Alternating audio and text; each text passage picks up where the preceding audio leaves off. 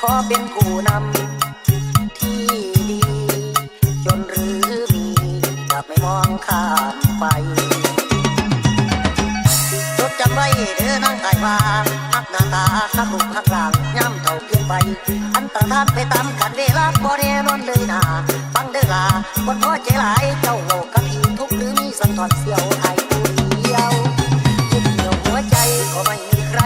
เลยน้องยิ่งคืนไม่มองให้หัวใจมันวุ่นพี่ไม่เคยหวังใจคนอื่นเจือจุนมีน้องคอยหนุนพี่ก็พอใจแล้วรักเธอฉันรักเธอที่ใจหมายเส้นชัยข้างหน้าแรงจะแผ่วสบายใจเมื่อเรารักกันแล้ว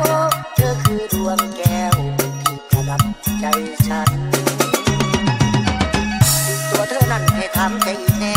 น้องบอกแค่เพราะว่าไอ้ทุกให้ตะกุนด้อยกว่ากันผู้พังนั้นไก่กำดำกา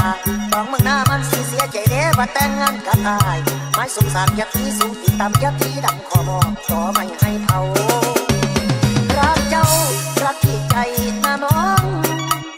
เขาทำน้องร่ำรวยก็ไม่เกี่ยงใจต่อใจแลกกันไปไม่ลำเอียงมีสิทธิ์ออกเสียงเสรีเท่ากันรำพันใจจริงมาเบาฟังเอาบ่ห่างจากเหนือจากเหนือหรือมาจากใต้อีสานตะวันออกจะได้พวงามทั้งทุกอย่างให้เอาได้ที่ว่าซาพี่จังว่ารักกันที่ใจเห็นคนให้เห็นใจอายบ้างสงสารเด้อนาง